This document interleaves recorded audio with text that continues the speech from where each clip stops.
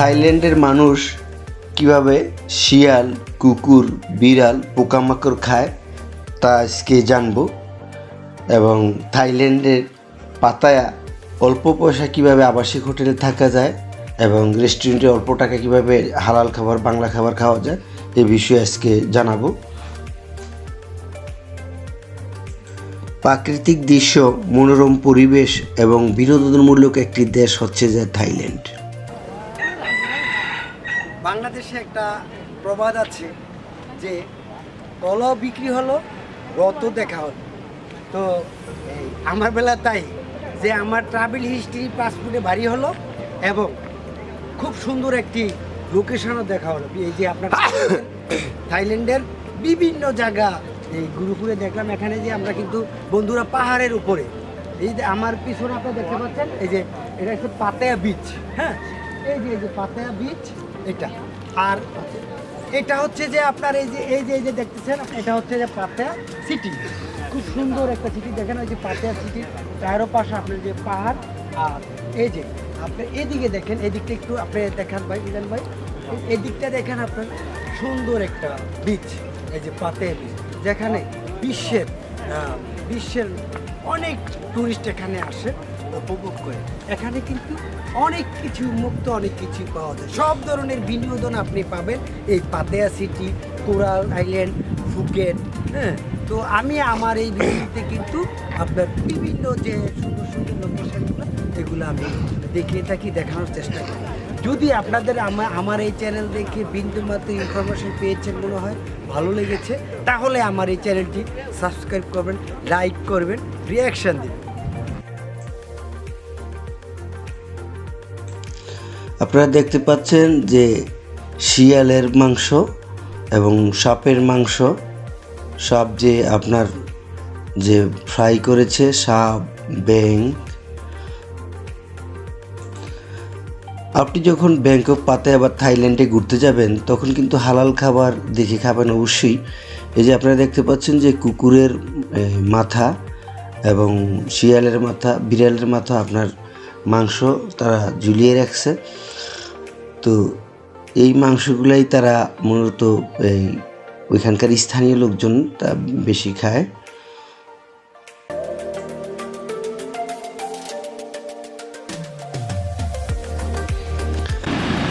এই যে আপনারা দেখতে পাচ্ছেন সম্মানিত দর্শক, এটা হচ্ছে শিয়ালের মাংস। শিয়াল, তারপরে হচ্ছে শুকর, বিড়াল, কুকুর, আজব খাবার হচ্ছে এই থাইল্যান্ডের লোকজন। থাইল্যান্ড প্রায়শই হাসির দেশ হিসেবে পরিচিত। এর শ্বাসরুদ্ধকর প্রাকৃতিক দৃশ্য, প্রাণবন্ত সংস্কৃতি এবং সুস্বাদু খাবারের জন্য বিখ্যাত থাইল্যান্ড। কিন্তু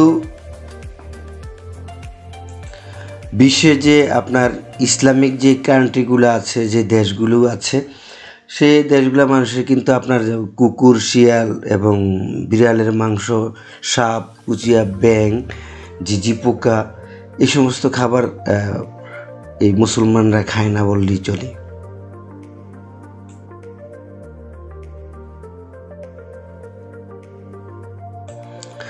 থাইল্যান্ডের রেসিপি, থাইল্যান্ডের যে খাবার বিশ্বের বিখ্যাত। তো সেখানে কিন্তু অনেক হালাল খাবার পাওয়া যায়। থাইল্যান্ডের পাতায়া সেন্ট্রাল মলে এসে যে আমি, মিজান ভাই আমার বন্ধু, যিনি ভিডিও করতেছেন, তো আমরা যে কেএফসি গেলাম, হঠাৎ মনে হলো মিজানের বলতেন চলেন প্রতিদিন কোরাল মাছ বা অন্যান্য খাবার খাই, আজকে একটু কেএফসিতে যাই। আসলে কেএফসিতে আসলাম এই যে আপনার পাতায়ার সবচেয়ে বড় মার্কেট, সেটা পাতায়ার বড় মার্কেট নাম হচ্ছে যে আপনার সেন্ট্রাল মল, পাতায়া সেন্ট্রাল মল। হ্যাঁ, আসলে অন্যরকম একটা পরিবেশটাও, এখানকার সবচেয়ে বড় মার্কেট, হ্যাঁ, দামি একটা মার্কেট। কেএফসি খেলাম, খুব ভালো লাগলো।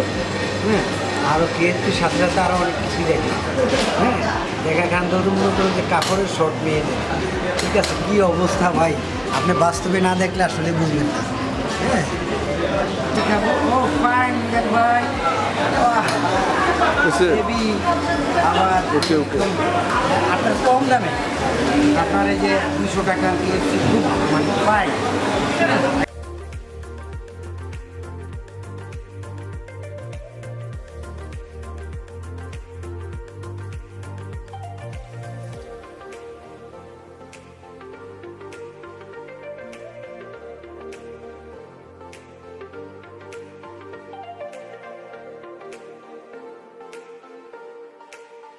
পাতায়া 16 বছর এই পাতায়া সিটিতেই ব্যাংকক থাইল্যান্ড পাতায়া। থাইল্যান্ডের পাতায়া শহরে। তো আমি ইনশাল্লাহ অনলি বাংলাদেশি ভাই বোনদের জন্য থাকা এবং খাওয়ার সুযোগ সুবিধার ব্যবস্থা করেছি।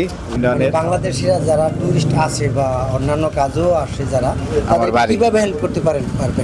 ইনশাল্লাহ আসলে আমি এখানে আছি, তো আমার মোবাইল নাম্বার আছে +6/805708544 হতে পারে, এবং আমাকে ফোন দিলে থাইল্যান্ডের যে কোনো শহরে যেখানেই থাকেন না কেন আমি যে কোনো সৎ পরামর্শ দিয়ে থাকবো ইনশাআল্লাহ। ট্যুরিস্ট গাইড হিসাবে কোথায় যাবেন, কি করবেন সেগুলোও দিতে পারবো।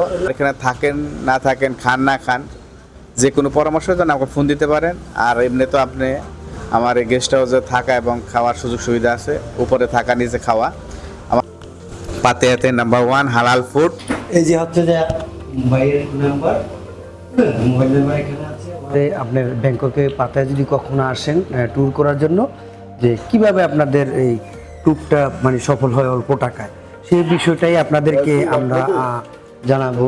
তো হ্যাঁ, তাহলে আমরা দুজনে একটা নিই। হচ্ছে আপনার থাইল্যান্ডের Pattaya Sultan restaurant and residence. এটা হচ্ছে আপনার বিচ রুটে, আমাদের রুট নাম্বার হচ্ছে 13/4 beach route, Sultan restaurant and residence.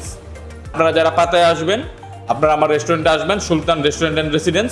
আপনারা আপনাদের সাধ্যের ভিতরে আপনাদেরকে থাকার ব্যবস্থা, খাওয়ার ব্যবস্থা সব কিছু আপনাদেরকে করে দেওয়া হবে।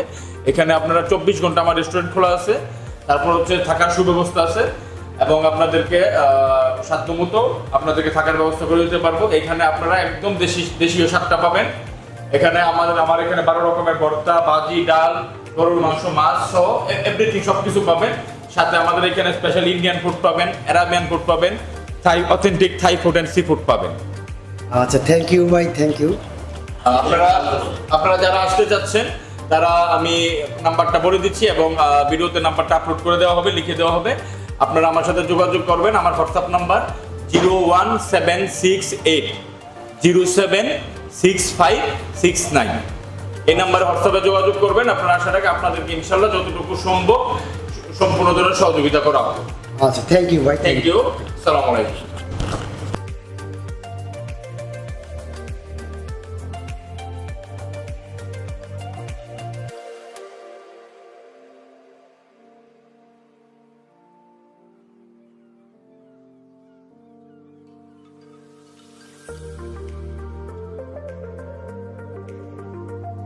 থাইল্যান্ডের পাতায়াতে আমরা দেখলাম যে স্ট্রিট ফুড প্রচুর পাওয়া যায় সেখানে। এই যে আপনারা দেখতে পাচ্ছেন শিয়ালের মাংস, সেখানে শিয়াল, শুকুর এবং কুকুর ও বিড়াল সহ বিভিন্ন প্রাণীর মাংস তারা খায়। আজব যে খাবার সেখানে আপনি গেলে দেখতে পাবেন।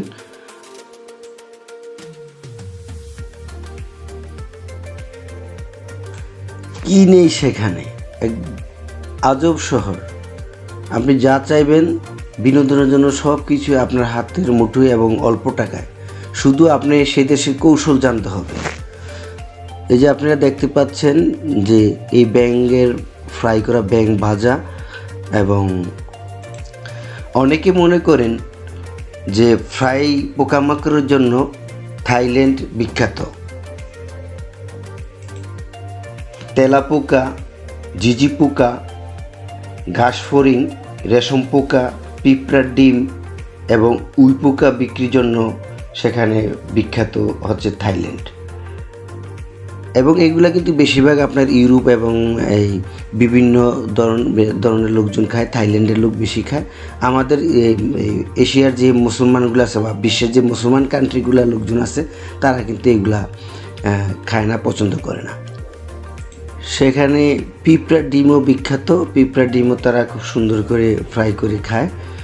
তো বিড়ালের মাংস, শুকুরের মাংস অনেক কিন্তু এই যুদ্ধের কারণে, গরিব দরিদ্রতার কারণে অনেক দেশে খায়।